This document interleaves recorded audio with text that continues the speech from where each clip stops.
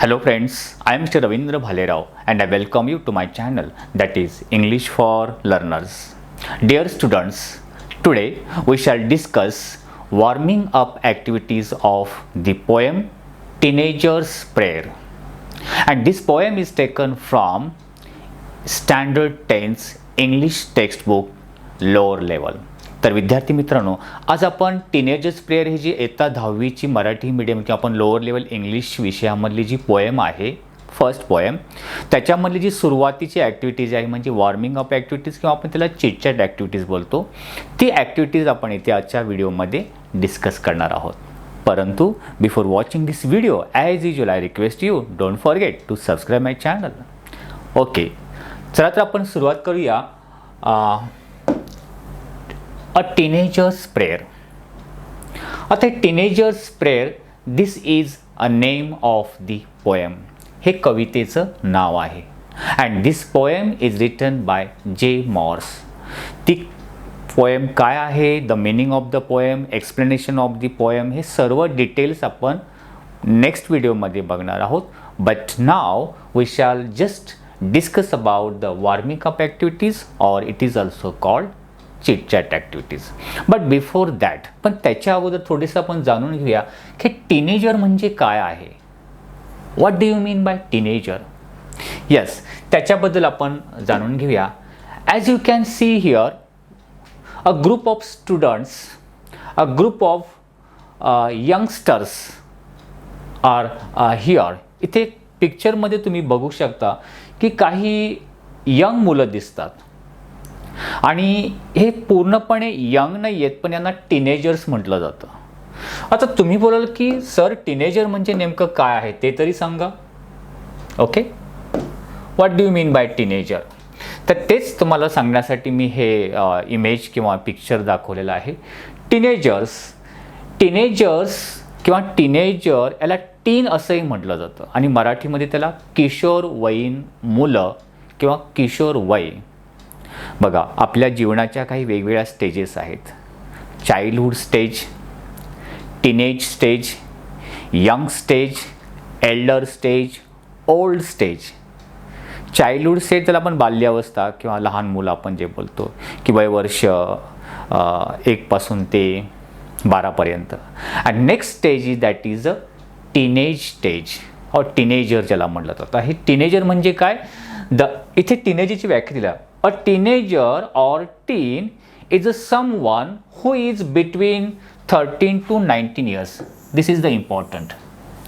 जे 13 ते 19 वर्ष वयातील मुलं जी असतात त्यांना आपण मराठीमध्ये किशोरवयीन मुलं बोलतो आणि in English it is called teen और teenagers. Okay, so now you better understand. Teenagers म्हणजे the age between 13 to 19 years. The people, जर आपण जी मुलं 13 to 19 इयर्समध्ये असेल. आता हे टीनेजर्स, हे this is the explanation about the teenager. तेच आता आपण जाऊया आपल्या पोएमकडे, ते म्हणजे टीनेजर्स प्रेयर. तर इथे कवी जो आहे तो टीनेजर प्रे करतोय, प्रार्थना करतोय परमेश्वराजवळ. तो काय प्रार्थना करतो ती पोएममध्ये आपण नंतर बघूया. But before that we shall discuss about the warming up activities. Okay, let's begin. Warming up activity, ज्याप्रमाणे याला चिटचॅट ॲक्टिव्हिटीज म्हणू शकतो, म्हणजे कविता शिकण्या अगोदर, before learning the poem we shall discuss some general points. इथे जे ॲन्सर्स किंवा इथे जे तुम्ही आपलं opinion, whatever the opinion or answers you are giving, it is your answers and it will be correct. ते बरोबर असेल, ते तुमचं मत असणार आहे की पर्टिक्युलर तेच उत्तर यायला पाहिजे, नॉट एक्सपेक्टेड. हे एक्सपेक्टेड इथे नाही आहे. नाव let's see the chitchat activities. बघा, फॉर्म ग्रुप्स ऑफ 5 to 6. आता इथे स्कूलमध्ये वर्गामध्ये बसल्यानंतर ही ॲक्टिव्हिटीज घेतली जाते, पण ऑनलाईन पॉसिबल नाही. बट आपण बघूया क्वेश्चन काय. फॉर्म्स ग्रुप 5 to 6, 5 ते 6 मुलं वेगवेगळी, 5 मुलांचं किंवा 6 स्टुडंट्स असा ग्रुप तयार करा. And discuss, and among the group, त्या ग्रुपमध्ये तुम्ही चर्चा करा. कशाबद्दल? Give rating of 1 to 5.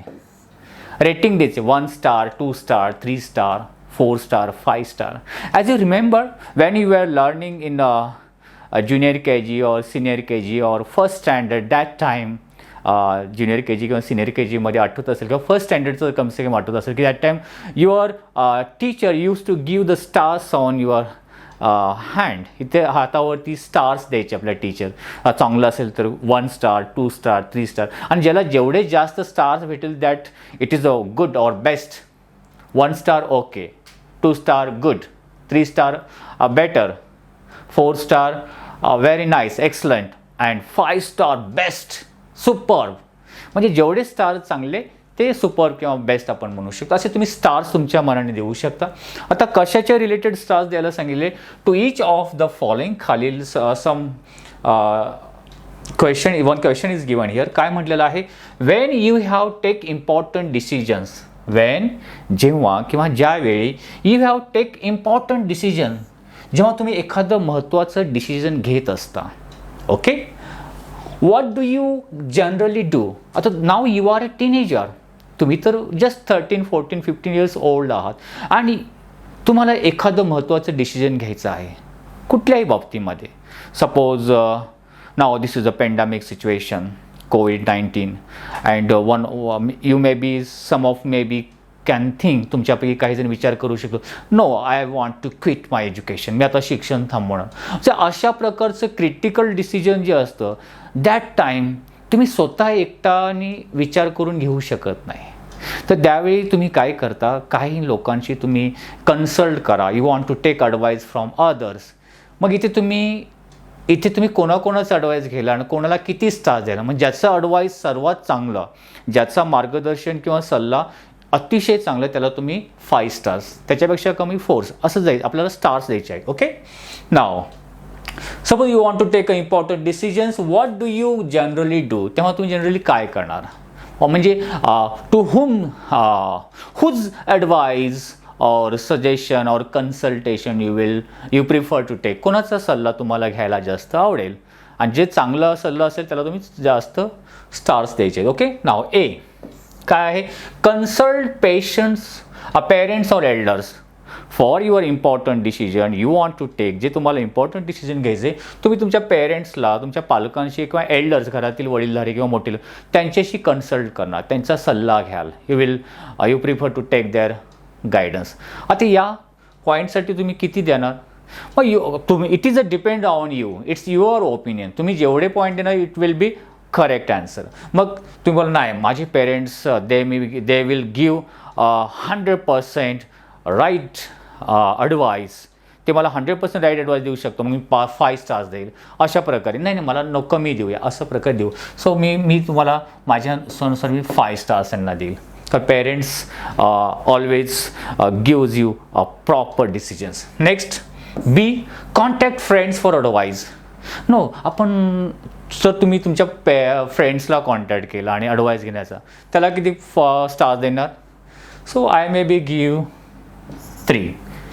तुम्ही 4 देऊ शकता, 5, 2 कितीही देऊ शकता. Okay, pray to God for guidance. O God, I am in a problematic situation, please show me the right path, right decision. मग गॉडला प्रे करू. मग तो मला काहीतरी अशी म्हणजे काहीतरी एक इन्स्टिंक्ट मिळेल, आपल्याला बुद्धी मिळेल की जे आपल्याला चांगला मार्ग मिळेल. ते किती मार्ग दिला की शक्यतो हे ज्याचा विश्वासावरती डिपेंड आहे. ओके, किती देऊ शकता?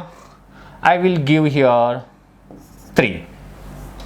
Then think deeply in silence. No, मी माझ्या डिसिजनसाठी स्वतःच मार्ग फाइंड आउट करेल, त्यासाठी मी मेडिटेशन करेल.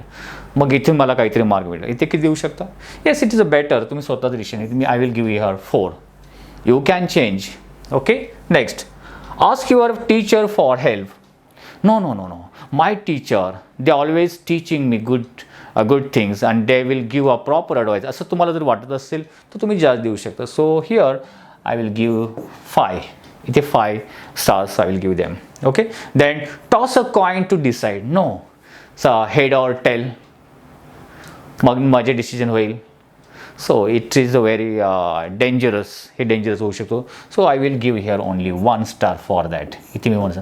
So in this way, this is just a general discussion and how you can give the stars for this important decision साठी हे general tip. Okay, now let's see the next activities. तर पुढच्या ॲक्टिव्हिटीजकडे आपण जाऊया. Right, okay. Now here in poetry, कवितेमध्ये काय होतं. Okay,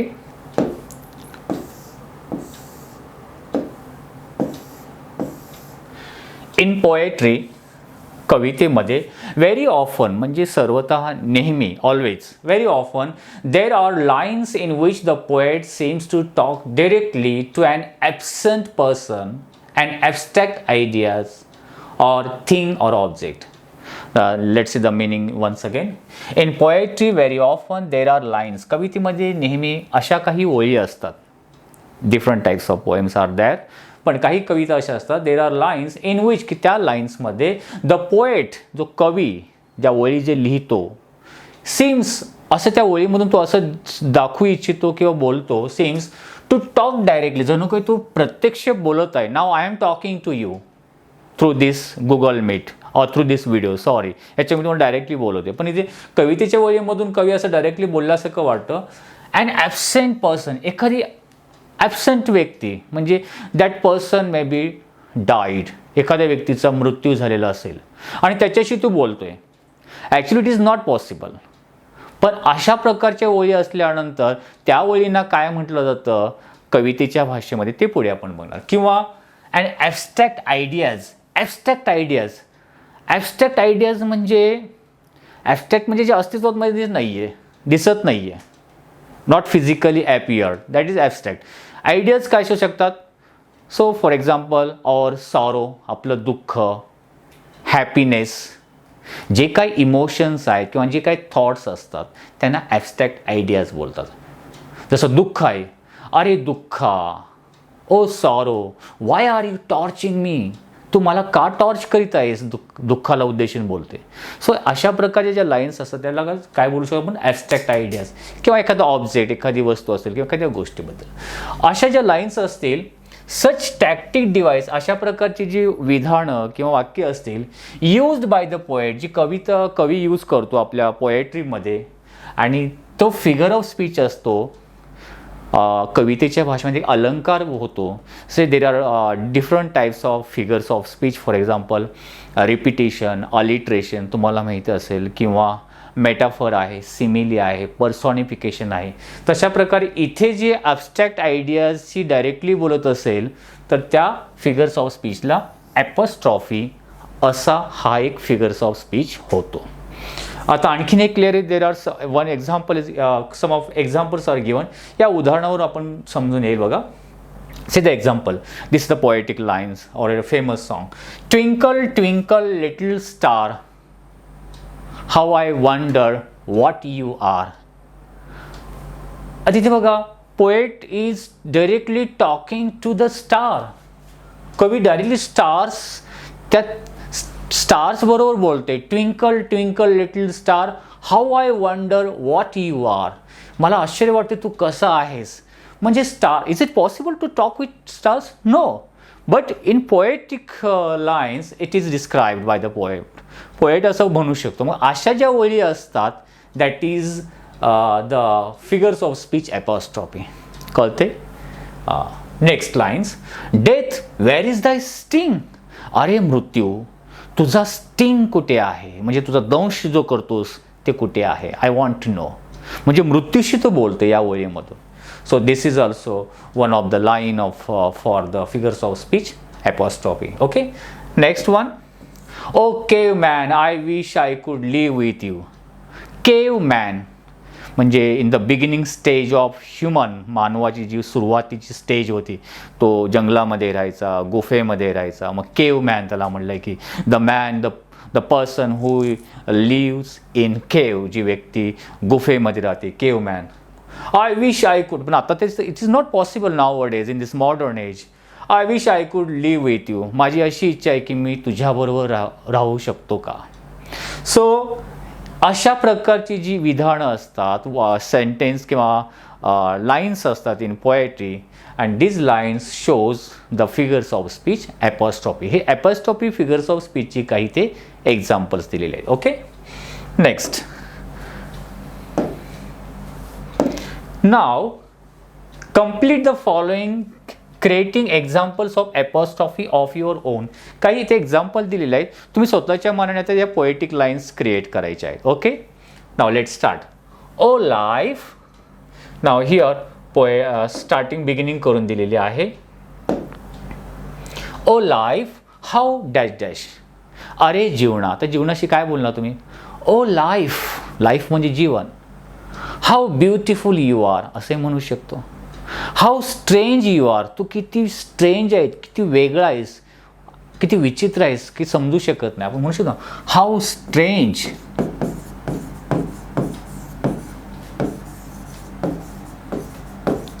you are. How beautiful you are. How mysterious you are. तू किती रहस्यमय आहेस. So this type of lines we can use here. अशा प्रकारची वाक्य आपण लिहू शकतो. तुमच्या मनाने कोणतेही लिहा.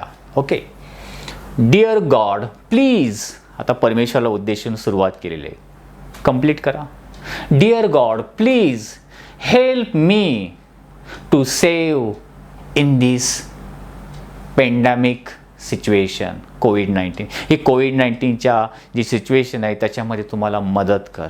We can say O God please help me और to help me to solve my problem. माझी प्रॉब्लेम सॉल्व करण्यासाठी मला मदत कर. असं या प्रकारे आपण dear God please help me to show right path.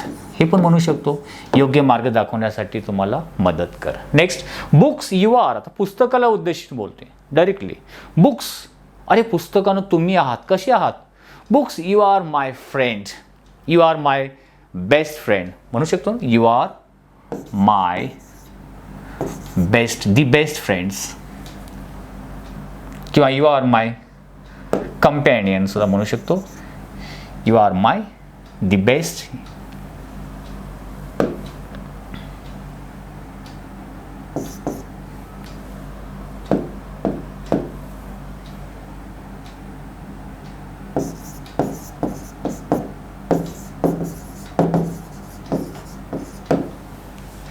Books you are my best friends you are my companions. या प्रकारे म्हणजे पुस्तकाला उद्देशून तुम्ही कोणतेही वाक्य फिलअप करायचे. ओके. Exams I wish. आता एक्झामला उद्देशून काय बोलणार? इथे बघा these lines you have to show your creativity. तुम्ही तुमची creativity you have to use your ideas. तुम्ही कसा विचार करता इथे आपण बघणार आहोत. Exams I wish. अरे परीक्षा. एक्झाम माझी अशी इच्छा आहे. काय इच्छा? I wish you should not meet me. तू मला कधीच भेटू नको. कारण कोणालाच परीक्षा आवडत नाही. म्हणू शकतो ना you should not come in my life असं बोलू शकतो ना. डिफरंट टाईप्स आपण असं फिलअप करा. Next sentence O you beautiful sky. आता स्कायला उद्देशून वाक्य पूर्ण. ओ अरे सुंदर आकाश. ओ ब्युटिफुल स्काय. काय बोलणार? I want to come there. I want to meet you. मला तुझ्याशी भेटायचं आहे. O beautiful sky will you help me. तू मला मदत करशील. O beautiful sky I want to soar. Soar म्हणजे भरारी मारणे. सोर मला तुझ्यामध्ये उंच भरारी मारायची आहे. I want to fly. मला तिथे आकाशामध्ये विहार करायचा आहे. So in this way you can fill up this lines. So these lines are also shows the examples of apostrophe. So these are the just chit chat activities. Okay. Already या teenagers प्रेयरवरती एक छान explanation Marathi एक्सप्लेनेशनची video बनवलेली आहे. ती तुम्ही directly बघू शकता. Okay. English for learners या चॅनलवरती तुम्ही क्लिक केल्यानंतर ती व्हिडिओ तुम्हाला दिसेल. याचे म्हणजे लाईन वाईज एक्सप्लेनेशन छान बनवलेलं आहे, ती तुम्ही विजिट करा आणि क्वेश्चन आन्सर्स देखील. ओके, पुढे आपण जाऊया. इथे चिटचॅट ॲक्टिव्हिटीज संपतात. नेक्स्ट एंड करणार आहोत, पण बट बिफोर दॅट जर तुम्हाला अशा प्रकारे ही जी आता आपण चिटचॅट ॲक्टिव्हिटीज बघली हे तुम्हाला रिटर्न फॉर्ममध्ये हवे असेल तर you can visit my website that is englishforlearner.com. Okay. One more thing I would like to remind you, आणखीन एक गोष्ट सांगायची की आपण इट्स माय चॉईस हा नवीन यूट्यूब चॅनल सुरुवात केला आणि या चॅनलवरती तुम्हाला आपल्या 10th standard 9th 11th 12th स्टँडर्डचे जे काही क्वेश्चन पेपर्स किंवा MCQ क्वेश्चन्स असतात, मल्टिपल चॉईस क्वेश्चन, याच्या संदर्भामध्ये फक्त व्हिडिओ तुम्हाला इथे बघायला भेटेल. So friends, I hope you might have like this video. If you liked it, please share it. If you have any suggestion for me, you can write in comment box. Wish you good day. Take care. Thank you very much.